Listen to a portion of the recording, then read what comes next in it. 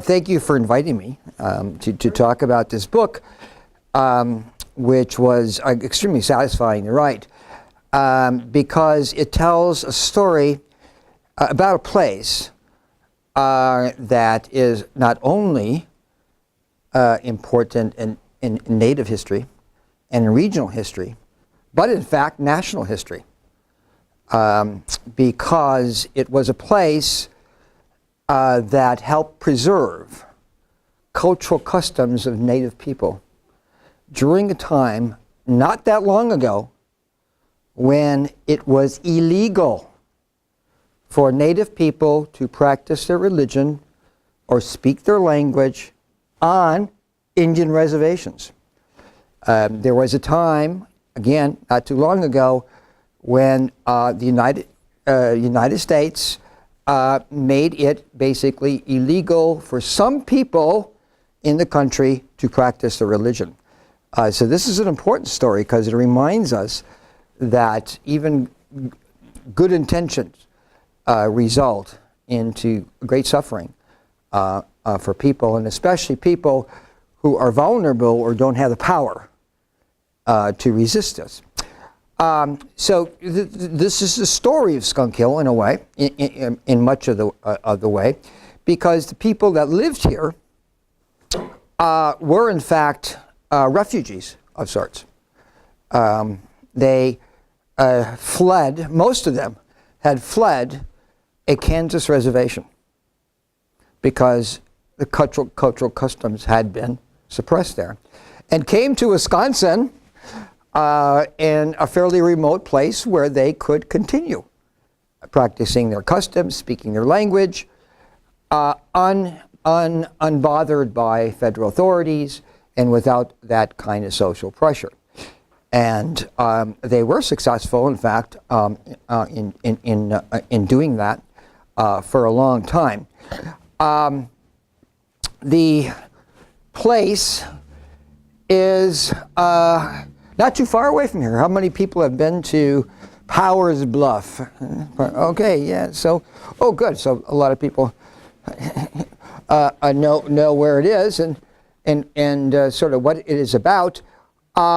It's now called, of course, mainly called Powers Bluff, apparently named after a politician in the area, and so on, but had been called, locally called Skunk Hill, derived but by native people to Cuckwick,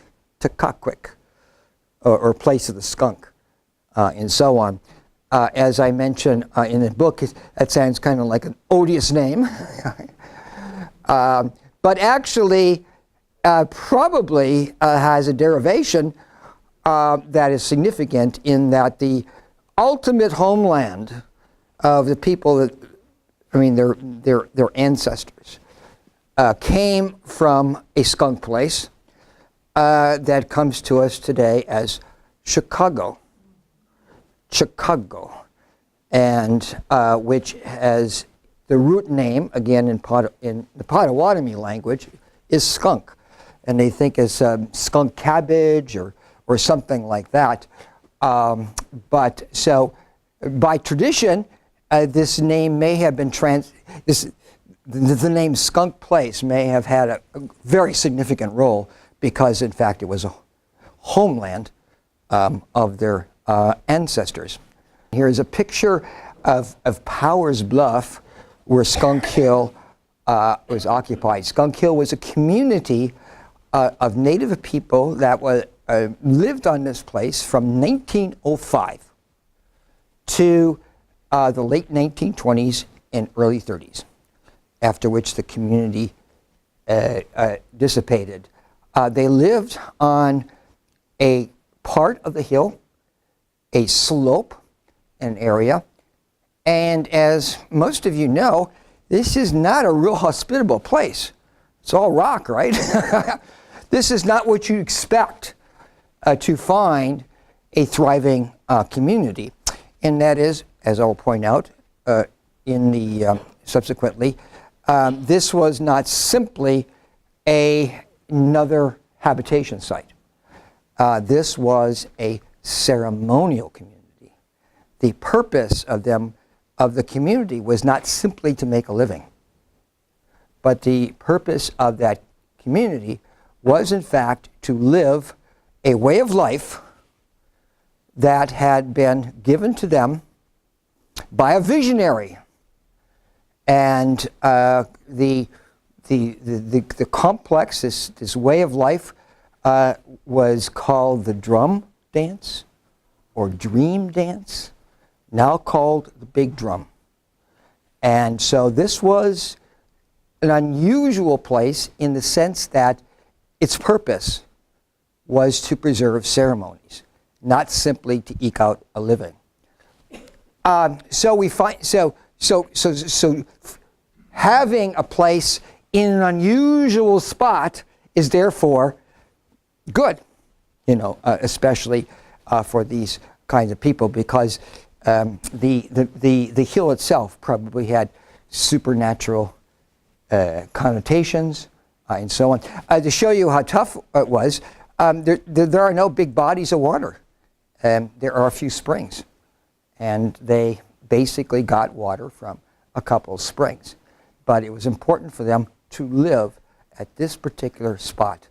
This is a picture of the community of Skunk Hill, at least the one on top of the hill, taken in the early part of the civilization. Just to give you an idea what we're talking about, we're not talking about stereotypic native people. They weren't living in teepees. They were living very much, in fact, like a lot of the white settlers in the area, although they did make special traditional houses, wigwams, and so on. But just a picture here of Skunk Hill.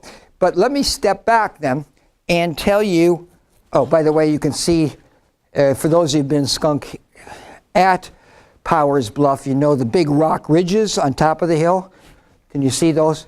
Those are right back here. So the community was set right up against, actually in a very nice way, because that's to the north. So these rocks cut off the north winds. Very nice. And at least made it a little bit warmer. Then if you're on top of a hill, you want some kind of protection. I want to step back and tell you about my involvement and how I came to write this book. This a fascinated and very poignant story. And it goes back to the 1990s. And at that time, I was the Wisconsin state archaeologist. And so I had a lot of responsibilities, and especially preservation of archaeological sites and places like that. And in the late 1990s, and almost around 2000, a big controversy blew up about Powers Bluff. Anybody remember that? Yeah?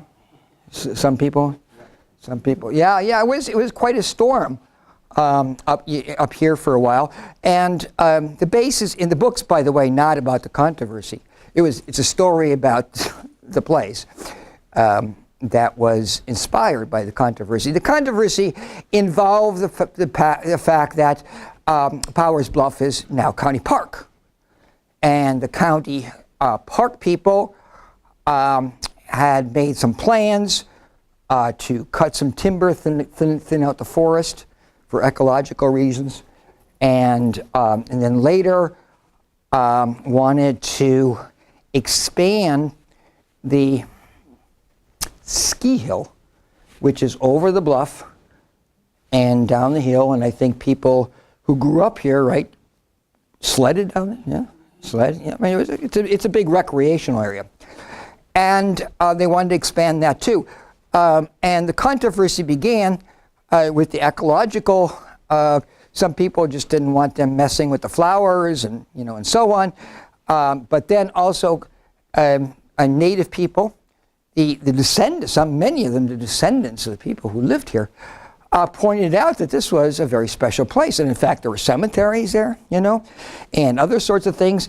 And they wanted to know that these are not going to be compromised, during this. So this led to a lot of debates and discussion. Ultimately, Kansas people got involved. The Kansas Potawatomi, Prairie Potawatomi of Kansas. Now, why would they get involved? Well, most of the people who lived at Skunk Hill were, in fact, from this Kansas reservation. And many of their descendants today are still members of the Prairie Potawatomi of Kansas. I'll talk more about them in a minute. So this controversy got going. A lot of rumors got going. Some of them pretty crazy.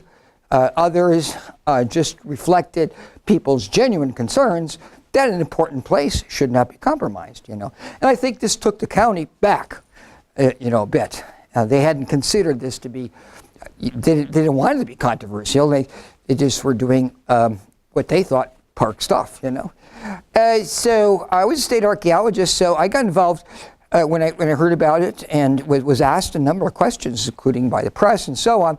And so I went to the county and Prairie Potawatomi and other representatives and said, hey, we don't even know what we're talking about here. We don't know exactly where this community was, how big it was, and therefore what the effect anything is going to have. So let's do a study, historical study, and on-the-ground archaeological find structures and so on, and define the historic place, and then go from there. And so that's exactly what I and some colleagues did with the blessing of everybody. And we did a study, and during the study, just enormous amount of historical information came to light. But the study was also, of course, very much enlightened by the fact that the descendants still lived there, had many stories.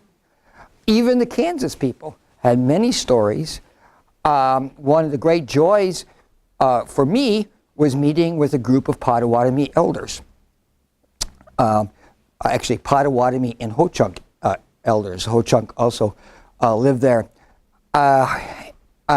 Who volunteered their stories, their memories. A couple of them actually had lived at this place as children. And some stories were passed down. One elder, Thomas Kitchkumi, told me a story his father told him. He said, they selected, in Kansas, they selected Skunk Hill in Wisconsin because of a vision and dreams that people had of lights shining on what is now Powers Bluff, you know. Things like that, things that really gave you a real essence of meaning. So met with those people. Also white settlers or farmers who lived in the area remembered well the people here. In fact, one gentleman who's still alive, he's in his mid-90s. He emails me now just about every week. Said, oh boy, I read your book again. And I've got some more stories. Which is really kind of cool, you know, because one thing, then the memory gets going. But he was a child living right next to Skunk Hill. He remembers all the people who lived there. He remembered even getting loaning his bicycle to a young native man, because the native man from Skunk Hill had to make a journey someplace and wanted to ride a bicycle so he'd get there. He didn't have any way to get there. So Lyle loaned him his bike, and then this young man gave him some presents that I'll talk about later on, which have now come back to the people. And many other people shared their stories, and many of them just remarkable, but emphasized that the reaction of the local people to a bunch of people from Kansas coming was actually pretty cordial. It was great. It was of great interest, you know, and that there was a great deal of cordiality, despite the fact that even in the newspapers at the time, I mean, if you read some of the Wisconsin Rapids newspapers for like 1910, oh my God, you know, I mean, Native people are characterized as simply useless drunks, you know, in the newspapers constantly, over and over again.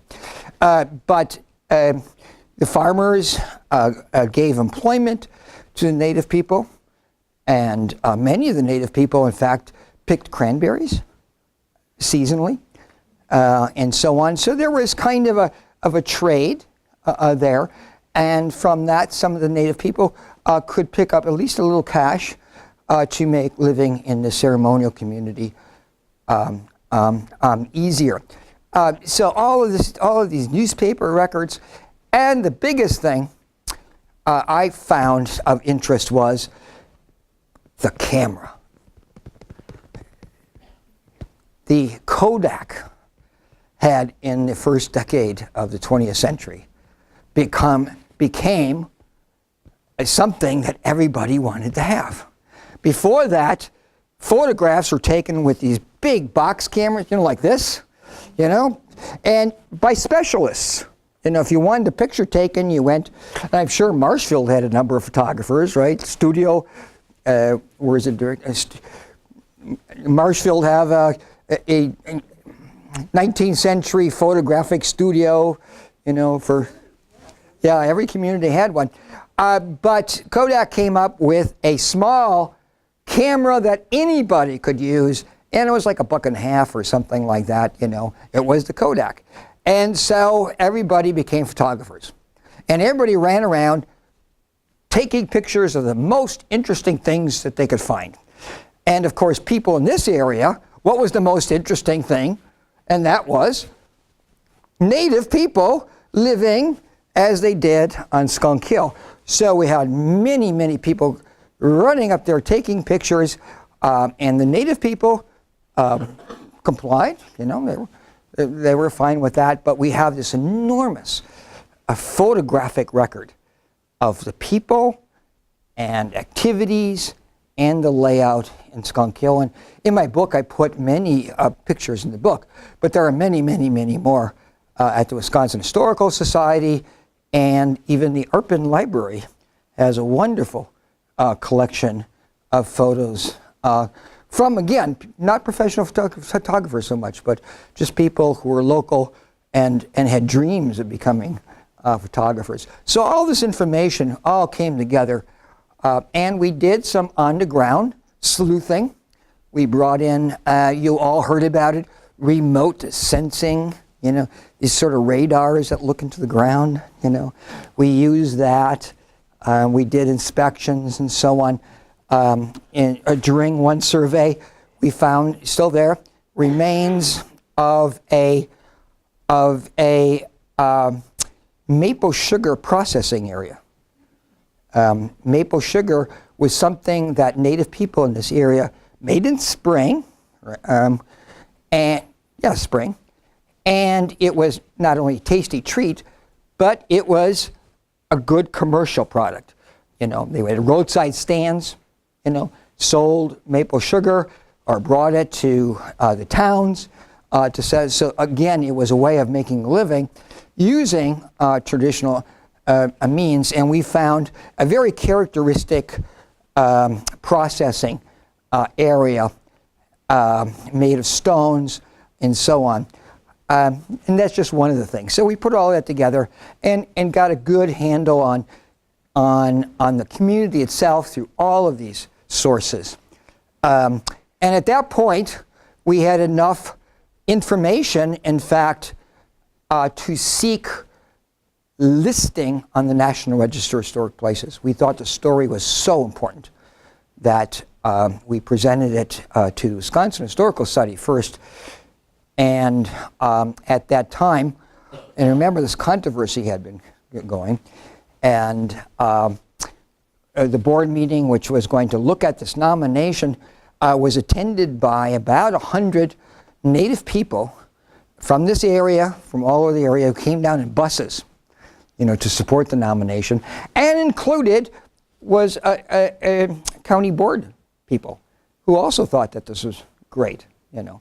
And so it passed. Everybody, you know, just was thrilled, and so on. And in the wake of that, actually the county started to not only change its plans and got ahead of a lot of things, but the rest of the story is that since then, now they have purchased land north of the Skunk Hill with the intention of moving most of the activities, the ski activities and so on, away from the traditional village, so that won't become touchy or controversial. Respect will be paid. So ultimately, I can tell you, this is a great preservation story. It was a really, really good preservation story, because putting on the National Register, getting all this information together, made so many good feelings, and ultimately got the site protected. I know. So that was, again, my involvement was a state archaeologist. I kind of headed these projects. But when I was putting all this together and when I wrote the nomination, I thought, my God, this is an important story. This should be a book, you know. And again, not so much about the controversy, but about that. So, again, some of the pictures that are preserved and taken at the time, some families at Skunk Hill. This is a reed bark house that we learned was in fact the place where the sacred and fundamental drums of the community lived. They were almost viewed as living things.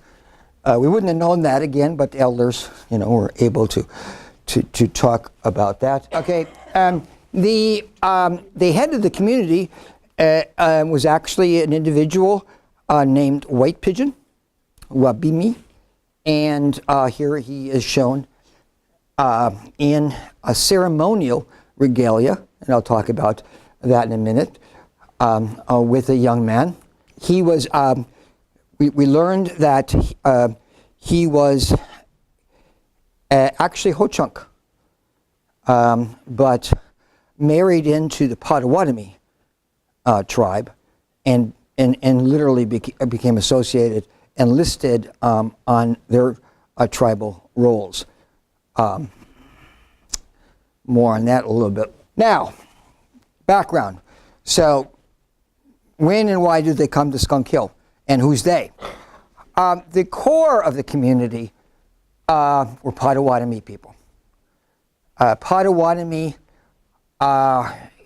share a great many customs and have a very similar language to Ojibwa people, if you're familiar, Chippewa people.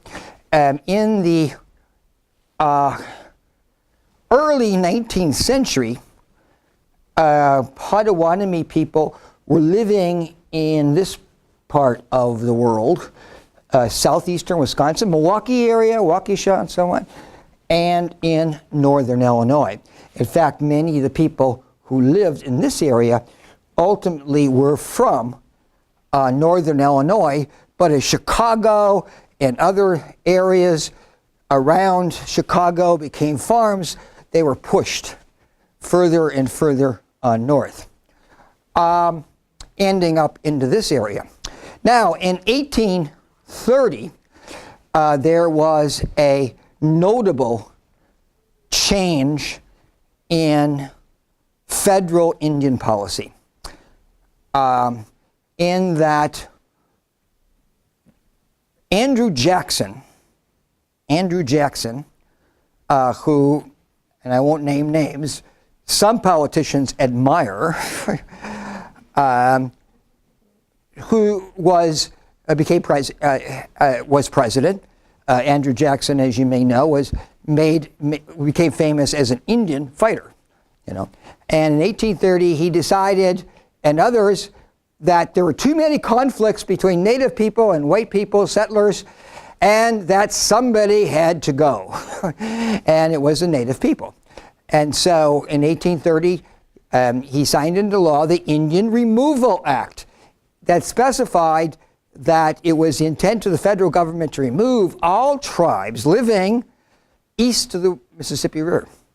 to west of the Mississippi River, or Indian land. This, of course, created much trouble. You all heard about the death march of the... but the southeastern tribes were marched, hundreds and thousands of miles, many who died going to Indian lands, which are basically the Great Plains, Oklahoma, Kansas, and so on. And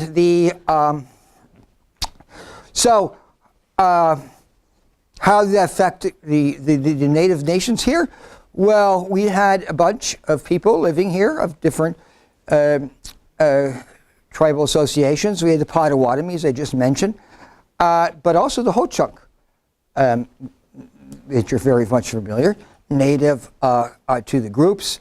Other tribes were and are the Ojibwa, Chippewa, and the Menominee. But it was the Potawatomi and Ho-Chunk who were living in southern Wisconsin, the most productive farmland around. And so in 1833, treaties were coerced to remove these two groups. Why then? Well, another historic event took place, something called the Black Hawk War. And if you don't know anything about that, you should read up on it, because I consider it the most important historical event in Wisconsin history. Why? Because it was after that conflict, it was because of that conflict that the Potawatomi and Ho-Chunk were removed, therefore opening up Wisconsin to massive settlements, and within a decade, Wisconsin became a state. So it stimulated this. So the Black Hawk conflict, which was a horrific tragedy, set this up, and in the early 1830s, again, treaties were coerced with the Ho-Chunk, who had nothing to do with the Black Hawk War, and the Potawatomi, who had even less to do with the war, to have them removed and ultimately to western lands.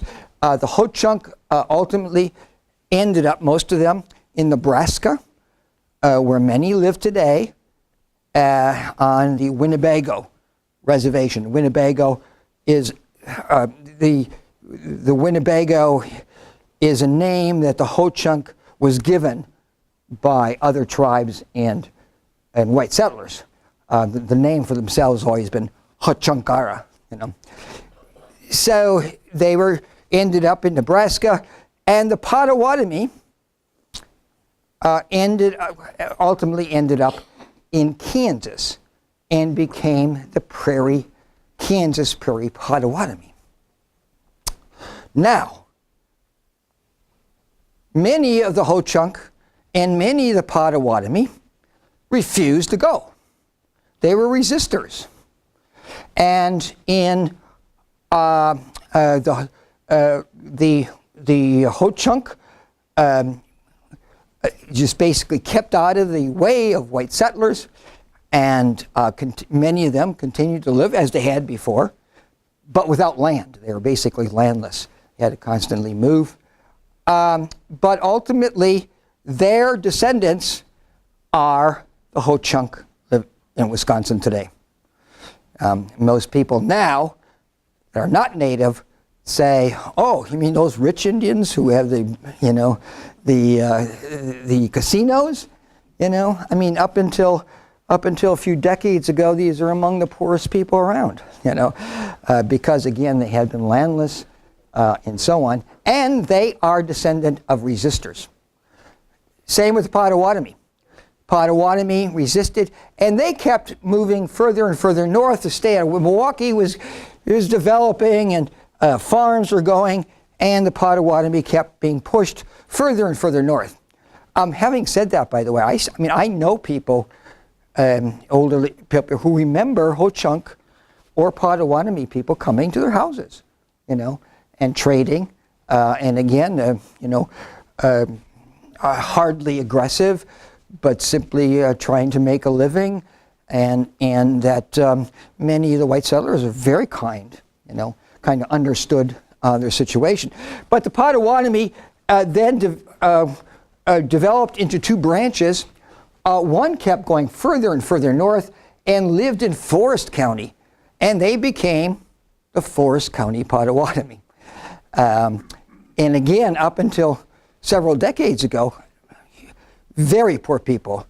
I remember people going back to the 1970s who did not have any electricity, and they had outdoor bathrooms, no electricity. But because they were so isolated and marginalized, they kept their traditions. And both the resistors in Ho-Chunk and Potawatomi, because they were so marginalized, they kept their traditions. So in one way, it served them well in that the culture was passed on. But another group came up this way, up into central Wisconsin, into Wood County, and so on. And this group kept contact, close contact, with the Kansas people. They're kin. The Kansas people. And so they sort of became a part of the Kansas Prairie Potawatomi, even though they were living in Wisconsin. On the reservation, tribal rolls from the 19th century list a number of people living in on the rolls, but it says absentee, living in Wisconsin. But even though there was great distance, there was much visiting, much visiting. I mean, almost annual. People were going from Kansas to Wisconsin, or Wisconsin to Kansas, over and over to visit relatives and participate in cultural events. And one of the Indian agents at one point was very upset about that, because he said, these Wisconsin people are troublesome. And that was because they're more traditional, and they kept the culture alive. And the Indian agents and the missionaries thought that was problematic. But it was during one of these visits that real trouble started, in that one of the Wisconsin Potawatomi, not living at Skunk Hill yet, but one of the Wisconsin Potawatomi introduced a new worldview, a new way of living.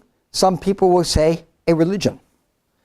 And it was called, again, the dream dance or drum dance. I'll tell you a little bit about it in a few minutes, but the reaction of the Indian agents on the Kansas reservation was threatening. They threatened because it was illegal for people to even practice any native religions or speak the language. And so this was an affront. So the Indian agents threatened military force to quell this. Although the missionaries had second thoughts. The missionaries are saying, well, this new way of life, this new religion, preaches against alcohol, preaches against gambling, preaches against fooling around. It's got good Christian moral values, even though it's not Christian. So they were saying, don't be so quick. But anyway, the people there who adopted this new way of life, the drum dance, the dream dance, suffered an oppression. And it was then in 1905 that a bunch of them, over 100, fled the Kansas reservation, jumped on a train, and came to Arpin. And the people in Arpin and area were kind of stunned that one day 100 native people from Kansas got off the train. And they asked for directions to Skunk Hill. This caused a stir, surprise, more than anything else. But these people were there, and there they joined a few other people who had been living in Wisconsin and formed the Skunk Hill community to to, in fact, continue the ceremonial of the dream dance or drum dance and its way of life. Oops. I'm still in the classroom, I think. So this just shows you the general picture, the layout that I was just explaining, right? Here are the Potawatomi, the land cessions. Here's the Winnebago Reservation, right? Here's the Prairie Band, Potawatomi. Later on, a group of Christian Potawatomi created another reservation. But that's how far these are away from another. Okay, so the dream dance or drum dance, now called the big drum. The background story is this, although different Indian nations and even within Indian nations have different versions of this story. But the essence of the story is that somewhere out in the Great Plains, probably Minnesota, there was an attack on a Ojibwa community, Chippewa community. And many people were killed, and during this attack, a young girl crawled out from her village and hid in a marshy place for 4 days. And during that 4 days, the Great Spirit gave her a vision. And the vision was that all Native people would stop warring amongst each other and live together in peace. And that after a time, the whites would notice this and also want to live in peace.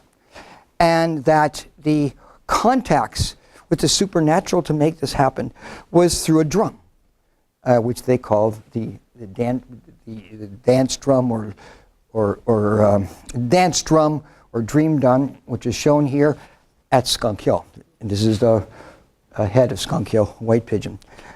And there was also ceremonies to be held over 4 days, which did a number of things, emphasized different values, including gift giving, but it was all pretty much peaceful oriented.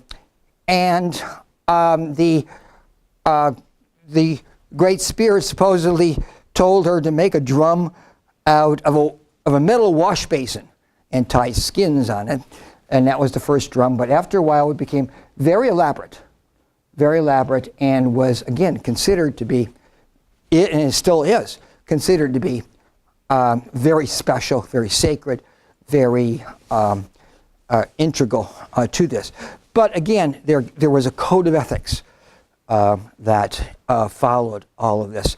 And this woman, supposedly in tradition is called tail feather woman, walked from village to village promoting this new vision. And it spread among the among the Ojibwa. And wait a minute, and I'm going to change my story here. Just a minute. She was Sioux. Okay, she was a Sioux woman. She spread it amongst the Sioux, and then the Sioux introduced it to their traditional enemies, the Ojibwa. And that transmission, by the way, I found a record for in newspapers, because in 1878, up in Burnett County, they reported that all of a sudden one weekend, drums are beating all the Ojibwa villages, announcing a new way of life and a new religion. And the white settlers, mostly Norwegians, got so scared that they contacted the army. And the army came out and did this big, huge investigation. It was so huge that it hit the New York Times. It was headlines in the New York Times, Indian uprising in Wisconsin, And the generals who did investigations said, well, actually, this is kind of a very peaceful, and so on. But 1878 is when the Sioux introduced it to the Ojibwa in Wisconsin. And the Ojibwa then passed on the drum and the movement to other groups. Prairie Potawatomi living in this area. And from there, it went to the Menominee, and even some Ho-Chunk people put it up.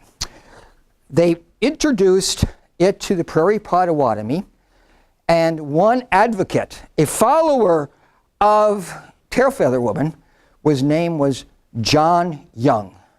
John Young. And he was also an important, respected councilman back in Kansas. And he introduced this religion, this drum, to the Kansas reservation. So it made the circle from the Great Plains and then around in Wisconsin and it came back to Kansas. And then again, the reception in Kansas by the white settlers and the agents was negative. So those people came to Wisconsin in 1905 to set up Skunk Hill as the ceremonial center of this drum. As a ceremonial center, it attracted thousands of people every year for special ceremonies. Many of them who came, again, from Kansas. They came from Kansas, visited, they got off trains, also many people, Ojibwa and so on, throughout Wisconsin. So Skunk Hill became this sort of ceremonial center. But John Young did not live at Skunk Hill. He went on and actually founded 3 other ceremonial centers, constantly moving north as settlement pressure was pushing them. And the last of these ceremonial centers, up near Tomahawk, Wisconsin, I was still occupied until late 1930s and 1940s. By the way, how did these people have the wherewithal to come to Wisconsin, Kansas Potawatomi? Very interesting side story in itself, but as a part of the way of repressing Native people, it was not only illegal to speak their language or practice their religion on reservations, but in the 1880s, the idea came to the federal authorities to no longer do treaties, but start breaking up the reservations which were promised to them forever. But we're going to do away with reservations. But we're going to do this very cleverly. We're going to divide the reservations into 40-acre pieces of land and give each Native person 40 acres. That's going to be their land. No longer held in common, but their land. Now this, of course, was meant to undermine Native idea of a communal, ownership of land. The idea was to instill with them sort of the true American land ownership. Natives would then become farmers, pride of ownership, the whole deal like that. Again, undermining a Native beliefs and such things, but also doing away with reservations. And that's what happened. Most reservation land in the United States in between 1880s and the early part of the 20th century, most reservation land was lost because people died and the land was sold. And actually the federal government gave on any one reservation each individual 40 acres, but there were more 40-acre plots than there were individuals. And so the leftover land was sold to ranchers and white farmers. A lot of land lost there too. So the Native people in many areas did not want to become farmers. They're bison hunters and other sorts of things. And so they became very poor. They became even poorer than before and started to sell their land to white ranchers and farmers. However, some clever Prairie Potawatomi said, well, we can turn this around a bit. We can rent the land to farmers and ranchers. And the people from Skunk Hill, nearly all of the families, that's what they did. They rented the land out, and with that money were able to come to Wisconsin and receive continued payments for the rentals. So they kind of turned the business ethic, around, allowing them to live a traditional life, coincidentally. And this is again how this the big drum, or the dream dance or drum dance, came from Minnesota to Wisconsin, and then to the Prairie Band Reservation, and then back to Wisconsin at Skunk Hill and several other places that I detail in my book, which are as equally important. Next slide. This is John Young himself. So you see, in one way, it can be viewed as sort of a missionary. He was a follower of Tail Feather Woman, and completely devoted to this ceremonial movement, and the one who founded a number of these ceremonial communities, and carried quite a clout on the Kansas reservation, led efforts, for example, to oppose breaking up the reservations into what they call allotments, these 40 acres. But then said, okay, if you're going to do that, I'm going to rent the land, and we're just going to leave, or have other people leave, and set up this ceremonial community. These are some of the other communities. Here's Skunk Hill. There was one on Old Plain, one called Indian Farms, and in Oneida County, McCord, which had a population of both Potawatomi and Ojibwa people, although all of these communities had a mixture of native people. Skunk Hill, for example, had Ho-Chunk people there, a few Ojibwa people, most of them were Potawatomi, but there's even one individual who is a Kickapoo from Mexico. And how the Kickapoos got to Mexico and how they're involved here is a story in itself, but one you might want to look up. Kickapoos in Mexico. How did Kickapoos, who are from the Midwest, get to Mexico? So that's your homework assignment. Here is Skunk Hill, the layout that we finally figured out through all of our sources, including people who lived there as children. And it was actually had two segments there. This is the major segment. This is the winter the sled hills and so on, that if you're familiar with. And then you've got this ledge of rocks. And then nearby, that still visible, are two earthen embankments rings. Have people seen those too? Small, 60 foot. They're called dance rings, and they are very characteristic. This is where the dream dance or drum dance ceremonies were supposed to take place, in specially designed circular dance rings that were often bermed or also had fences. And there were great protocols involving these dance rings. Early on, even at Skunk Hill, because this was a religion of peace, white visitors were welcome, hence all the cameras and so on. Later on, it became a little bit more like, well, we welcome visitors, but only on the last day of the ceremonies. And before that, we don't want you to take pictures and other sorts of things like that. It became a little bit more shy. I imagine one of those reasons is because you get so many visitors, it's sort of undermined the sacredness. You know how it goes. You get more people, they make it into a circus or an event, and so on. But there's two dance rings nearby, a traditional medicine lodge where people who were native doctors had their ceremonies. So it wasn't just a drum dance, but it was other traditional ways that were carefully being preserved. sugar maple area. We identified where the houses were, spring, and two small cemeteries that were used during the years of occupation.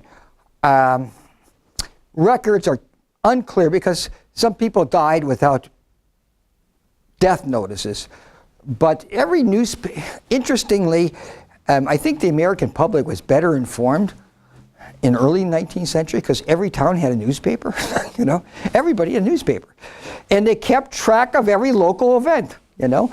And so, you know, it would often be so-and-so, old Joe, Potawatomi Indian died on the hill, was buried, you know. I mean, people kept track of that, and it became public record, and it was a gold mine. So I think only about 20 people were accommodated in these cemeteries, dying through time. Here is a postcard. A lot of the photographers, these new photographers with their Kodaks, thought they'd make businesses by taking their pictures and making them into postcards and selling them. And in Wisconsin, especially in the Wisconsin Dells area, you know, a lot of the pictures were of native people, you know, doing what they thought, photographers thought to be quaint things, you know, and so on. But in their rush to sort of romanticize native people, you know, they actually did leave a photographic record in some cases, although in many cases they had, you know, they had people dress up like Great Plains warriors or stuff like that. But nevertheless, it is something that is of value. And this one I particularly liked because it is just a picture of the dance ring. Can you see it? In the foreground with a fence. That's very characteristic. Those are not native people posing there. Again, these communities had visitors who, again, thought it was interesting to visit native people. Horses grazing. Potawatomi were especially great horse people. Great horse people, and continued to raise horses. And even up in Oneida County, there's some Potawatomi people there still big into raising horses, some of which they rode to Kansas and back. Some of the cabins, and so on. This is a very famous resident of Skunk Hill.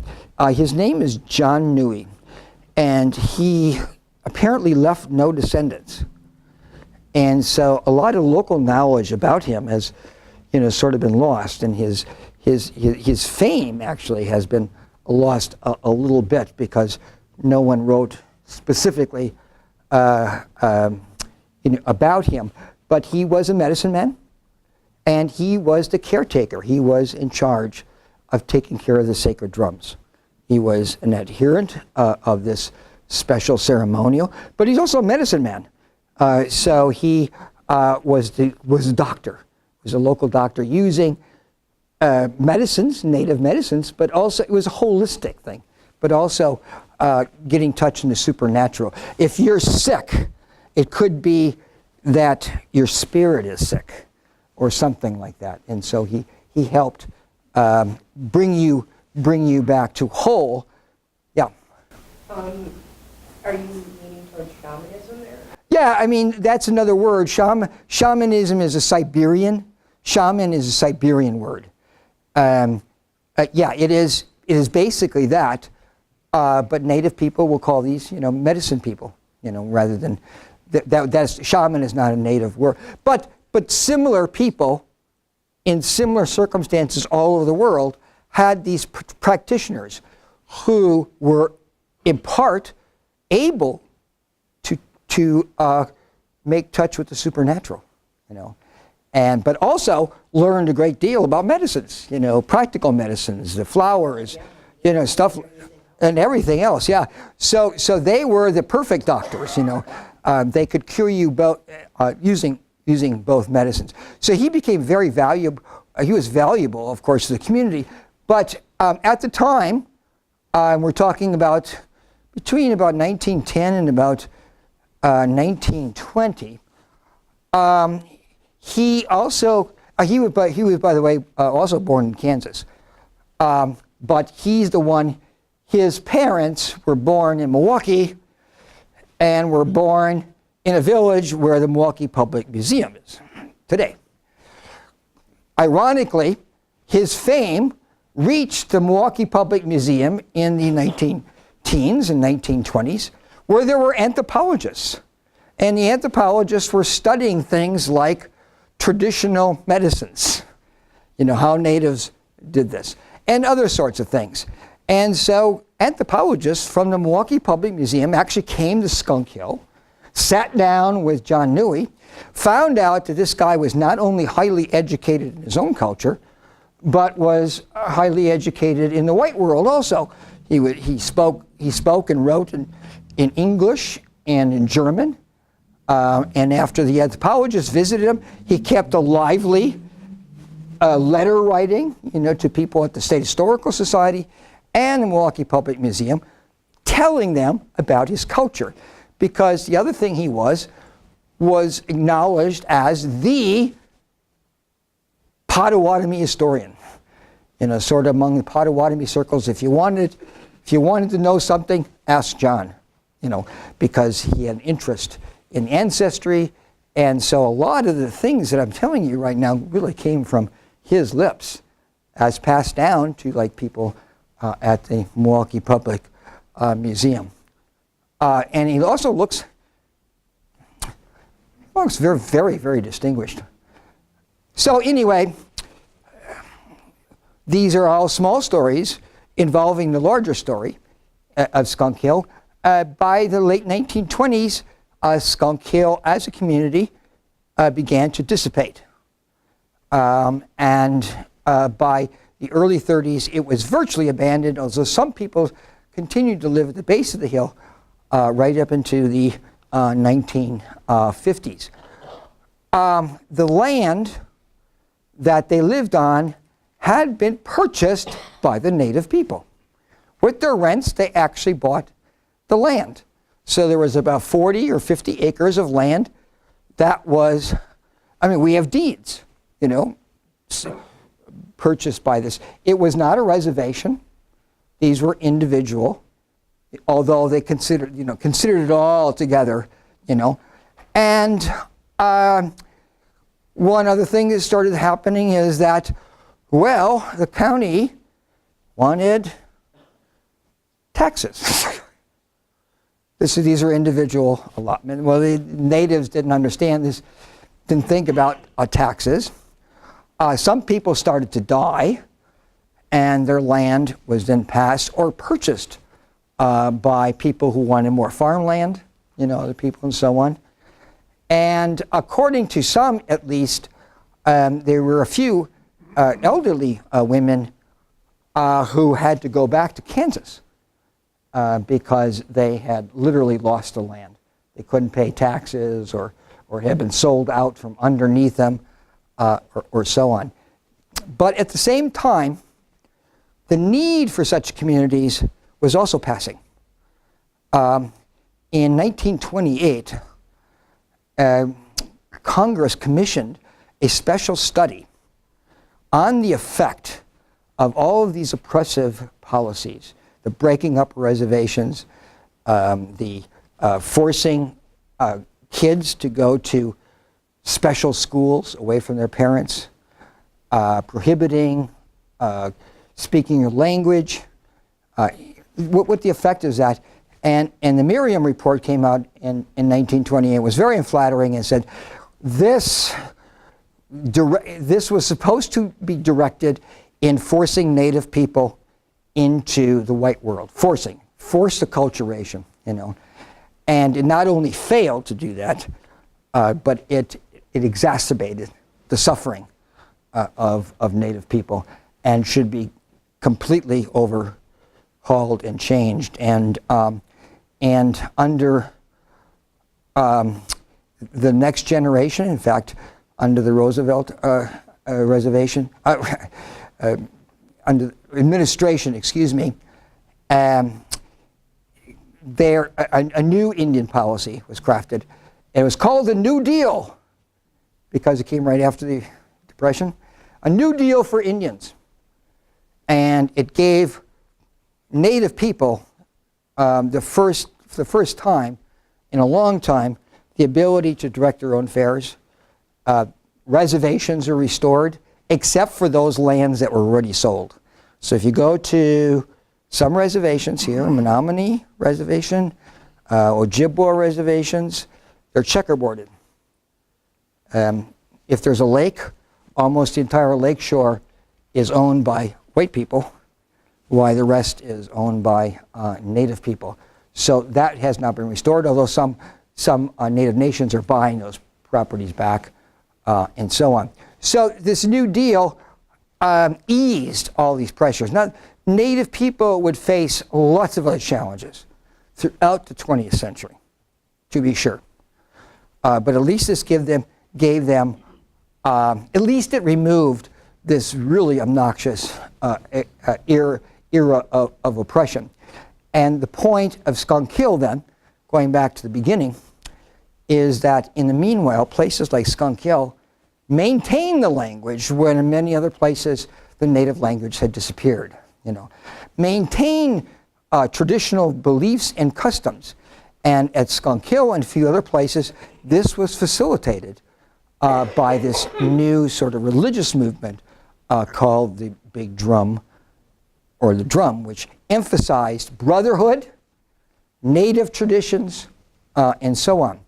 And there are still people in the just outside of Wisconsin Rapids who maintain these rituals and these ceremonies, and these go right back to this time, and look upon Skunk Hill not only with great pride, but also as a place of incredible sacredness, not just because of their ancestors, but because of the values and the association with tail feathers, visions of how the world should work. So that is the entire book, so now you don't have to read it. But if you do, I did bring some extra copies. I think that you'll recognize, however, in this story are great warnings for us. Again, going back to the fact that even in this great nation, at some times in history, we were willing to take away rights of entire ethnic groups and try to force them into thinking and being like most of us. So it's never far from the surface, and in this case, not very far in time. So thank you very much, and I certainly will entertain any questions you might have about this.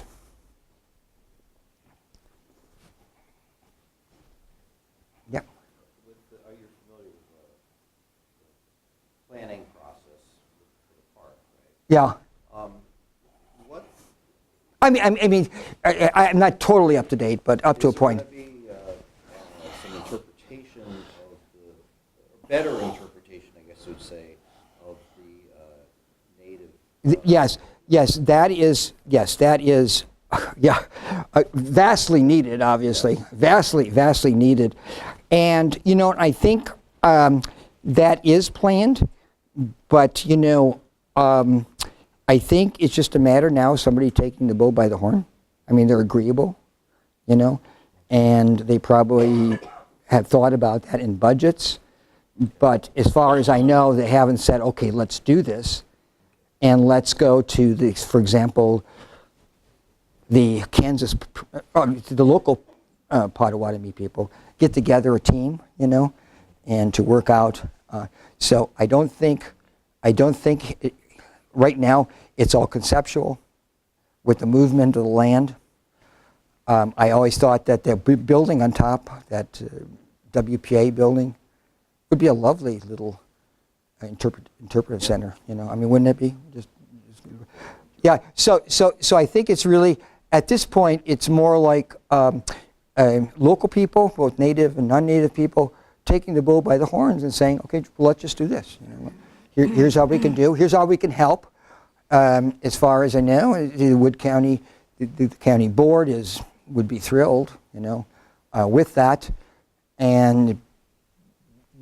but probably hoping the same thing. It's they don't have any expertise to do that. Their park people are not going to be able.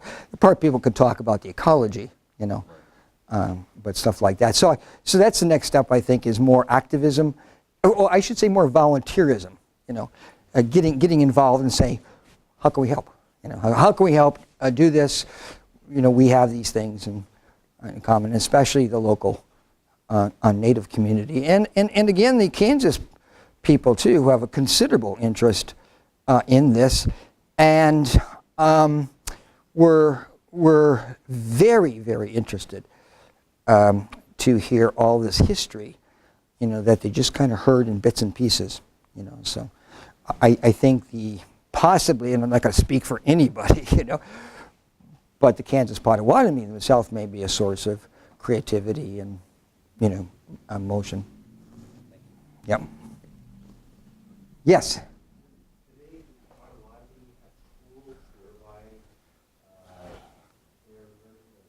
Yes. Oh yeah. Oh yeah. Yeah. Just about every native nation, major native nation, have language programs, and many of these, in fact, if you go on the web, are on the web. So that's accessible. So there are language programs, but I know some of my Ho-Chunk friends say young people are Ho-Chunk young people are like Ho-Chunk are like young people everywhere. It's hard to get them interested, if they don't see a relevance, and they're just like young people everywhere. So it's some are, many are not. I spent time in Ireland, where the same sort of issue has been there for a long time. Ireland has a law in which it is a bilingual country. It is Gaelic and English, but originally only a very few people spoke Gaelic out in the West, and so they made it a part of school curriculums. Everyone had to learn Irish, and to this day, the older Irish people I know say, that was the worst class I ever took. I really hated it, because they didn't see the relevance, So I know what a lot of native traditions, native schools teaching language is to, in fact, emphasize the importance of the language as a part of the culture. Not just simply a way of communicating, but they're keeping a tradition alive.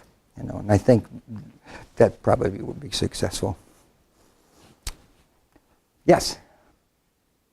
Is it known what happened to the ceremonial drums that were at Powers Bluff? Are they in Kansas now? Do they still exist?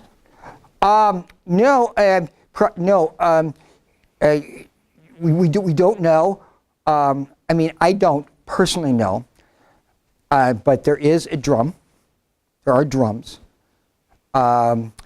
A part of the modern ceremonials that take place near Wisconsin Rapids, and I don't know for sure, but I suspect those are either the drums that go back to the time or are made from the drums. What happens is that you get a drum when it wears out, you make a new drum, or if you just want to make a new drum, but it has to have parts of the old drum.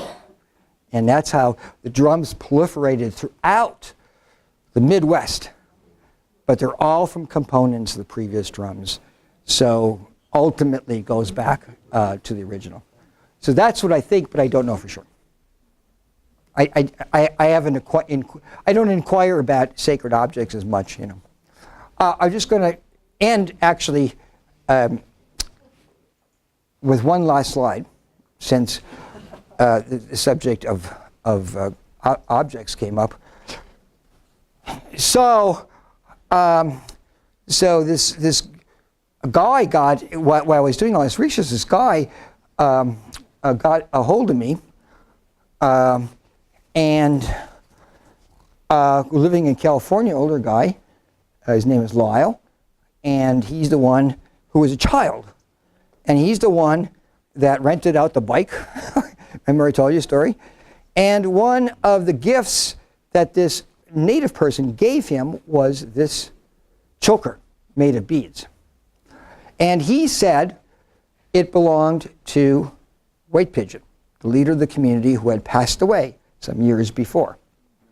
And I was a little concerned, you know, and I thought, oh, that's a great story. And I was just trying to think of, you know, that should probably go back to the Potawatomi, you know, to the people, you know. I mean, this, especially if it belonged to White Pigeon.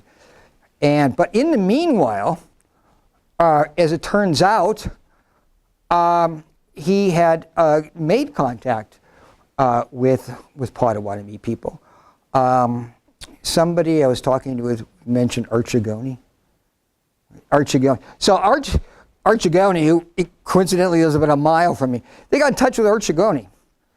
And Archegoni is, he is Potawatomi Menominee, but he does a lot of outreach, cultural outreach, demonstrating native dances and their significance and so on. And he got in touch with them, and it turns out Art's family came from Skunk Hill, you know. And so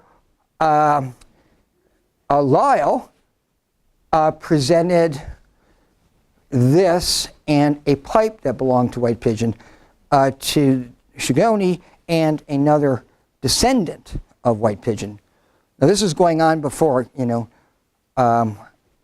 in a while, and then Lyle brought it up to me later on, which is a great relief, because I was thinking, you know, before I write about this, I should resolve this, because people are going to wonder, you know, where these artifacts are, why they're still in these hands. So it all resolved itself, and it was all going on about a mile from my house. I don't just goes to show you. But this is the beaded choker, and you can look at, you can come up and take a look at it, but it's fascinating because the centerpiece is a butterfly, and then on its wings are crosses that look suspiciously like a Christian cross. Huh? Or Jerusalem cross in a circle. But actually, this is a traditional native symbol. It goes back at least 2,000 years and is a representation of the earth. The cross being the four directions, you know, and so on. So this is an earth symbol. And again, we trace this back over 1,000 years. So we know that. When the first missionaries, Jesuit missionaries, came to Green Bay, they saw a cross and assumed that the French, you know, that the Portuguese missionaries had been there first.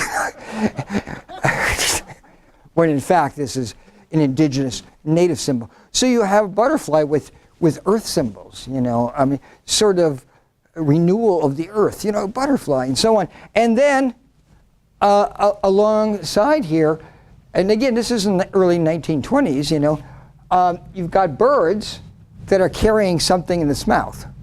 You know, it looks like a worm, but it's also represented, it's also curiously similar to our concepts of the peace dove carrying, you know, which goes back and stuff like that, which either way seems to be characteristic of freshness, of renewal, and or peace on earth.